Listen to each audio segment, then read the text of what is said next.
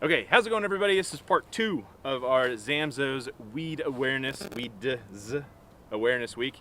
And I'm Nolan Guthrie. I'm here with Josh Zamzo. The next video, or what we're talking about now, is bringing in a sample. We get a lot of people, call on the phone, or they don't know what they have, and so they want to know how to kill specific things.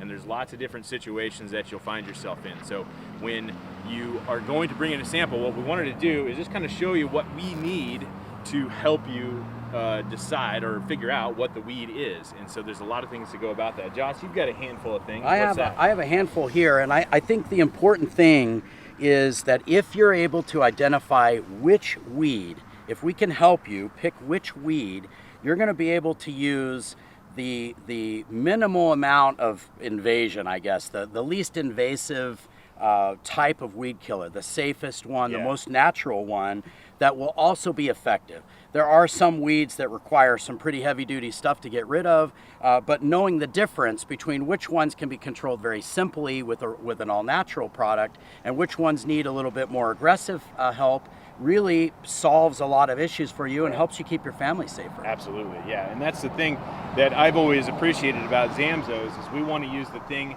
that is going to be the most effective but have the least amount of impact on the environment and the people that we care about. And that's what this is all about, is identifying those things so we can get you the most effective product. So there's a few things that you're looking at when you're going to bring us a bag of weed this Weed Awareness Week. I think in my hand right here, I have what I would consider to be a bad sample of a grassy weed. This is just simple blades of grass. There's no root system attached. There's no distinguishing features. This looks like about every seedling grass known to man looks like this at the very first stages, and there's not much we can do to help you there. But if we start off with grassy weeds, I have one here. And there's a few things with grassy weeds that are helpful. If there's any kind of a seed head, that's helpful to find a specimen that is attached.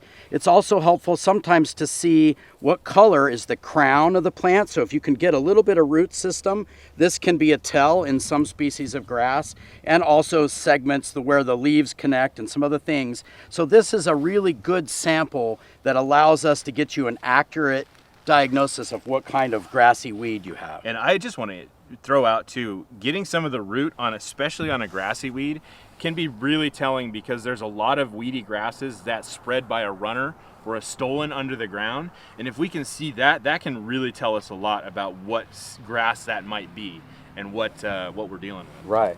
So then if you look at some of the other styles, and you've got another one in here, a different grassy weed that has a different seed head. Right, yeah, and that's actually pretty interesting. And this is this cheat or ripgut? Yeah, I'm not sure, but if you've got this seed head versus this seed head, if you take these off and you're just looking at the rest of the grass, it's very difficult to tell the difference without the seed head.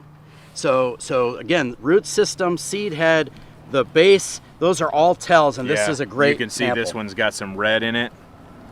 That can also be very telling, very different there. So yeah, that's really helpful in pinpointing what grass it is that we're dealing with.